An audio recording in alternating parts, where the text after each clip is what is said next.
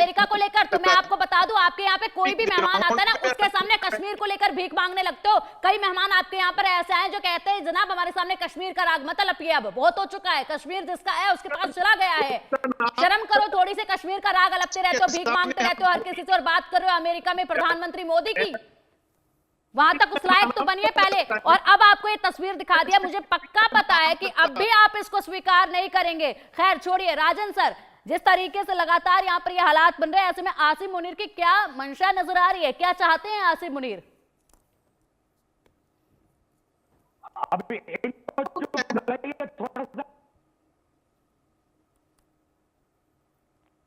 राजन जी आपकी आवाज नहीं आ पा रही है।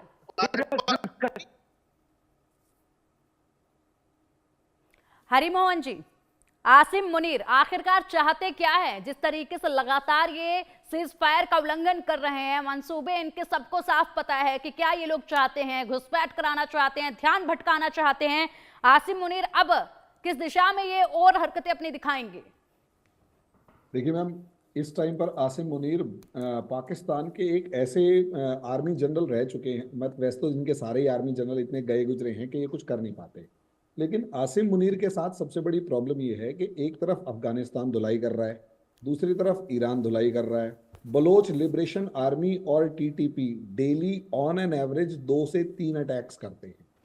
अब आप अंदाजा लगाकर देखिए, अगर किसी कंट्री में 2 से 3 अटैक डेली हो रहे हैं 2025 में ही, अगर मतलब 200 के करीब अटैक्स पहुंच चुके हों, तो आप अंदाजा लगाकर देख सकते हैं कि उस ऑफिसर मतलब उस आर्मी जनरल के पास अपनी कंट्री को बचाने के लिए कुछ भी नहीं है। और उससे बड़ी प्रॉब्लम यह है कि उसके पास इस टाइम पर अपने लिए पैसा इकट्ठा करने के लिए भी कुछ नहीं है। वो अपने लिए पैसा इकट्ठा करने मीन्स अपने रिटायरमेंट प्लान के लिए ये कोई बंगलो मतलब फॉरेन कंट्री में जाके कोई पिज्जा की चेन खरीदना चाहता है, कोई जिसे कहते हैं आइलैंड खरीदना चाहता है, वो भी पैसा नहीं मिल रहा है। अब ये कहीं से तो निकाले, इसलिए इसे अपनी रेलेवेंस दिखाने के लिए, भाई तालिबान बहुत मार रहा है, उससे डर लग रहा है, ईरान से डर लग रहा है, तो कुछ एक नया फ्रंट खोल के दुनिया के सारे सामने आकर खड़ा होना चाहता है कि देखो इंडिया हमें मार रहा है या इंडिया प्रॉब्लम क्रिएट कर रहा है, हमें फंड्स दो। मैडम ये सारा टेंट्रम जो है ये भीख मांगने का है, पूरी दुनिया के सामने विक्टिम बन के भीख मांगने की कोशिश की जा रही है, और उसमें इंडिया को प्रोवोक करके इंडिया से कैसे भी करके कोई ना कोई एक्शन करवाने की कोशिश की जा रही है। इंडिया बड़े पेशेंसली अपने एलओसी को बिना कंट्रोल किए अपने मामले को सेटल कर रहा है। अपने अंदर आने वाले, अपने हमारे देश में घुसने वाले जितने भी चूहे कॉकरोच वगैरह, उन सबको अपने यहीं पे बॉर्डर के ऊपर ही खत्म कर देता है। हमें एक कीमत चुकानी पड़ती है, वो बहुत ज्यादा है, लेकिन क्या करें, मजबूरी है। कुछ काम के लिए कुछ कीमत उसकी बहुत मजबूरी में देनी पड़ती, इसके अलावा कुछ भी नहीं। लेकिन आसिम मुनीर सिर्फ और सिर्फ डेविएशन टैक्टिक्स खेल रहे हैं, डेविएट करना चाहते हैं रियलिटी में अपनी इनकम्पिटेंसी को छिपाने के लिए, और उन्हें बहाना चाहिए किसी भी तरीके से एक इशू क्रिएट करके, ताकि उनपे इंडिया की तरफ से कोई हमला हो और वो पूरे पाकिस्तान को, क्योंकि इंटरनल डिस्टर्बेंसेस पाकिस्तान में बहुत ज्यादा है। बिल्कुल, और इसी के साथ ये भी है, पाकिस्तान को टर्की ड्रोन दे रहा है, चाइना से सीधा उनको मदद मिल रही है, क्योंकि एलओसी के उस पार पे लगातार इन्हें चाइना की बात करें तो चाइना से निर्मित सामान ही जो है वो बरामद किया जाता है एलओसी के पास जब भी कुछ ऐसे घटनाक्रम होते। तो टर्की और जिस तरीके से चाइना सहयोग कर रहा है पाकिस्तान में, ये पूरी तरीके से उसी के दम पर उछलते इस वक्त नजर आ रहे हैं। तो कितनी सहायता इनको मिल रही है वहां से इस दौरान? मैडम देखिए, मैं एक चीज इसमें जोड़ना चाहूंगा, ठीक है आपके पास टर्की के ड्रोन मिल गई, लेकिन तेल कहां से आएगा? सबसे बड़ी बात यह भी है, आपके पास एक कैलिबर होता है। देखिए, लड़ने के लिए हथियारों से ज्यादा उसको चलाने की प्रैक्टिस जरूरी होती है। आप इनके जो सोल्टीज होते हैं, जो एयरफोर्स की ट्रेनिंग, एयरफोर्स यानी प्लेन्स चलाने के लिए जो ये प्रैक्टिस करते हैं, वो ट्रेनिंग, उस प्रैक्टिस के दौरान इनके कितने आर से किसी भी प्लेन, किसी फाइटर जेट के फाइटर जो पायलट है उसके पूछ कर देख लीजिएगा, आपको पता लग जाएगा। प्रॉब्लम यही है कि आप हथियार तो खरीद रहे हैं, लेकिन उस हथियार को चलाने के लिए जो प्रैक्टिस चाहिए, जो प्रिसीजन चाहिए, वो इनके पास है ही नहीं। और दूसरी सबसे बड़ी प्रॉब्लम यह है कि जब तक आप इंटरनली ताकतवर नहीं हो और सामने वाले से जब आप लड़ जाते हो, तो मैडम यूक्रेन वाला हाल होता है। बर्बादी के अलावा जिस टाइम सामने वाले ने हथियार देना बंद कर दिया, आप खत्म हो गए। और मैडम इससे बड़ी बेवकूफी क्या होगी कि आप दूसरे का हथियार बन रहे हो, आप दूसरे के ऑब्जेक्टिव्स के लिए काम कर रहे हो, आपके खुद के लाइफ के ऑब्जेक्टिव्स तो कुछ बचे नहीं है, क्योंकि आपने अपनी पूरी की पूरी पॉपुलेशन को जिहादी बना दिया है, और वो और सिर्फ 72 हूरों के अलावा कोई सपना नहीं देख पा रहे, क्योंकि उनको पढ़ने लिखने नहीं दिया। और जो लोग पढ़े लिखे हैं वो पाकिस्तान से बाहर भागने की कोशिश कर रहे हैं। तो अल्टीमेटली एक रोग नेशन बना हुआ है। वो रोग नेशन किसी को भी ढूंढ रहा है ताकि उसको इन्फेक्ट करके अपना फायदा कमा सके, इसके अलावा कुछ भी नहीं है। और आसिम मुनीर इसी फिराक में बैठा हुआ है कि कैसे भी उसको 2-3 बिलियन डॉलर मिल जाए और वो यहां से खिसक जाए, इसके अलावा वो कुछ नहीं चाहता। बिल्कुल बिल्कुल। और चलिए अब ग्राउंड जीरो का रुख करेंगे। हमारे सहयोगी आशिक मीर लगातार हमारे साथ जुड़े हुए हैं। आशिक, जिस तरीके से कश्मीर की तस्वीर बदली है ये भी बर्दाश्त पाकिस्तान को नहीं हो रहा है। जिस तरीके से पाकिस्तान हर दूसरे दिन ये कश्मीर का राग अलपने लगता है, ऐसे में अब कश्मीर की शांति को भी भंग करने के लिए लगातार कोशिशें हैं। चुनाव जब हुए उससे पहले भी ये तमाम कोशिशें देखी गई, उसके बाद अब तो खैर बहुत सारे मकसद है इस फायर के उल्लंघन के पीछे, लेकिन कश्मीर एक मुख्य इनका उद्देश्य जो है वो हमेशा से ही रहा है।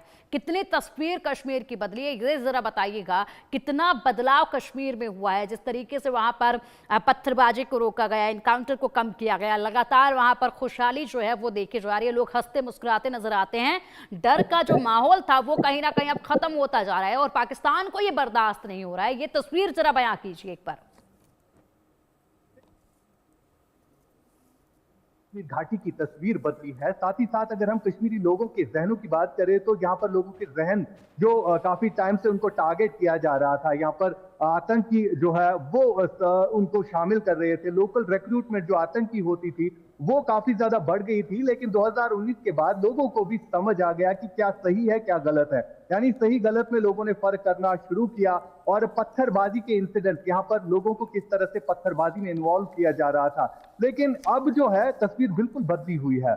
लोगों को यह समझ आ चुका है कि क्या सही है क्या गलत है। और आज आपको पत्थरबाजी नहीं दिखेगी, आज आपको लोकल टेररिस्ट जो होते थे वो आपको ना के बराबर दिखेंगे। अगर कोई टेररिस्ट आता भी यहाँ पर है, या तो वो पाकिस्तान से आया होता है या तो वो ड्रग्स का शिकार होता है।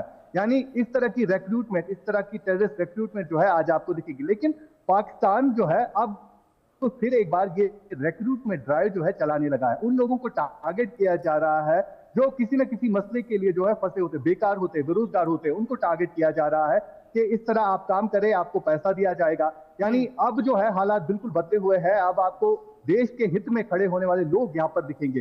ज्यादातर आपको जब भी कोई फौजी जवान उसकी शहादत होती है तो इस तरह के विजुअल्स हमने कहीं नहीं देखे। यहाँ पर कैंडल मार्च किया जाता है, यहाँ पर लोग शोक मनाते हैं। जब भी भारतीय सेना का कोई पुलिसकर्मी या कोई जवान जो है वो शहादत पाता है, उसके बाद यहाँ पर लोग जो है, आम लोग जो है वो सड़कों पर आते, वो विरोध करते, वो पाकिस्तान के खिलाफ नारेबाजी करते हैं। यानी इससे आपको साफ तौर पर मैं साहिद साहब आपको ये कहना चाहता हूं कि जो हालात यहाँ पर इससे पहले पैदा किए गए थे, उन हालातों को आज कश्मीर के लोगों ने समझा है कि क्या सही है क्या गलत है। आज यहाँ पर जिस तरक्की के लिए लोग तरसते थे वो तरक्की 2019 के बाद होना शुरू हो गई है। यहाँ पर हाईवेज बन रहे हैं, यहाँ पर फ्लाईओवर्स बन रहे हैं। तो इस तरह की डेवलपमेंट का ख्वाब एक आम इंसान ने देखा था। यहाँ पर आम इंसान हालातों को खराब होता हुआ नहीं देख रहा है, यहाँ पर हालातों को ठीक होने की बात चल रही है। आज आपको डेवलपमेंट सोच यहाँ पर एक आम इंसान की दिखेगी। आज आपको युवा बिल्कुल आशिक, बिल्कुल साहिद साहब, बिल्कुल, हालांकि जिस हिसाब से यहाँ पर हालात बदले हैं इससे साफ तौर पर बिल्कुल आशिक साहिद साहब सुनिए, बोलने का मौका मैं दूंगी आपको। हमारे सहयोगी ने ग्राउंड जीरो से पूरी तस्वीर आपके सामने रखी है कि फिलहाल जम्मू कश्मीर की जो तस्वीर है वो कैसी है। और जो आप पीएम मोदी बार बार बोल रहे हो ना इस चर्चा के दौरान, पीएम मोदी ने जम्मू कश्मीर को ऐसा बनाया है, लोग वहां पर मुस्कुराते नजर आते हैं, खुशहाली वहां पर देखी जा रही है। अब बताइए यही बर्दाश्त नहीं हो रहा है ना पाकिस्तान को? मैं आपको ये कह रहा हूं कि आप अपने जो गलतियां हैं उस पर पर्दा डालने के लिए आज आपने एलओसी का फोरम ओपन किया हुआ है। भाई आपका प्राइम मिनिस्टर कहां पे है आज? कहां पे आज? आपको उनके साथ जाना है क्या? मुझे बताएं ना। आप नहीं, अमेरिका जा नहीं पा रहे लगता है आपको अमेरिका जाना, आप जा नहीं पा रहे हैं। पीएम मोदी का स्वागत हो रहा है, ये बर्दाश्त नहीं हो पा रहा है लगातार। यही जब से 1 घंटा हो चुका है साहिद साहब, 1 घंटा हो चुका है, चर्चा शुरू हुई है, आपका एक ही लाइन है। अगर थोड़ा एलओसी के ऊपर आप पढ़ लेते ये समाचार पत्रों में या न्यूज़पेपर में या फिर समाचार चैनल पे तो शायद आप बोल पाते हैं यहाँ पे एलओसी पर। तो ये आप बात ही नहीं कर, मैं एलओसी पे जब आता हूं तो आप अपनी वो आगे बीच में इंटरफेरेंस कर देते हैं, मुझे बात ही नहीं करने दे रहे आप लोग। अच्छा बोलिए, जल्दी बोलिए। अगर आप अपने इंडियन मीडिया को वॉच करें और उसको देखें तो वो कह रहे हैं कि ये आईईडीज में आपके लोगों की जो हलाकत हुई है, इसमें पाकिस्तान कहां से आ गया? वैसे बाय द वे हम तो नहीं कह रहे, आपका मीडिया कह रहा है, आप उससे पूछें कि ये क्यों आप कह रहे हैं। और 2016 के बाद सबसे ज्यादा जो आपके फौजियों की जो हलाकतें हुई हैं वो आईईडीज के वजह से हुई हैं, जो आपने जाल बिछाए हुए अपने लिए। और अच्छा। ये मीर साहब जो फरमा रहे थे कि इधर डेवलपमेंट हो रही है, तो आप जो उनके हरियत रहनुमा जो लीडर्स उनके अरेस्ट किए उनको रिहा कर दें।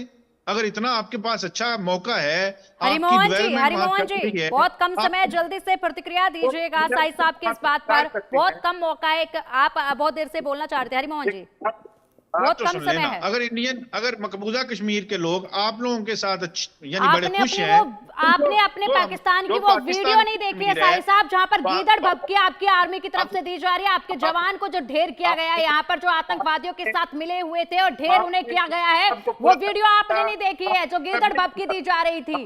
वो वीडियो भी काश आप देख लेते तो शायद इस वक्त ये बड़ी बड़ी बातें आप यहाँ नहीं आंक रहे होते। फिलहाल ठीक है, थोड़ी देर विराम अपनी। साई साहब, हरिमोहन जी, एक प्रतिक्रिया आखिरी में, समय की बहुत कमी है और मैं इस चर्चा को विराम यहाँ दूंगी। हरिमोहन जी, एक आखिरी प्रतिक्रिया आपकी छोटी सी। इनकी है ना, अगर जो पाकिस्तान के पैनलिस्ट हैं इनको अगर आप 2 मिनट सुनेंगे तो ये बहुत शातिर तरीके से बार बार गोल पोस्ट चेंज कर रहे थे। जब आप इनसे एलओसी में पूछेंगे तो ये ट्रंप पे भाग जाते हैं, ट्रंप पे पूछेंगे तो चाइना पे भाग जाते हैं। आपने मीर साहब की बात सुनी, आप मुझे बात नहीं करने देते। आप सारे माशाल्लाह बहुत अच्छे लोग हैं, आप बड़े पढ़े लिखे हैं, आपकी ट्रेनिंग बड़ी अच्छी जगह से हुई है। आई नो वेरी वेल, आपको पूरा स्क्रिप्ट भेजा जाता है। साई साहब, आप कम से कम सुन तो लीजिए, खुद तो सवालों का जवाब नहीं देते। पूरी चर्चा में आपने यही किया 1 घंटे। चलिए ठीक है, बहुत बहुत शुक्रिया आप सभी का। आशिक मीर, बहुत शुक्रिया आपका जुड़ने के लिए, आप सभी मेहमानों का।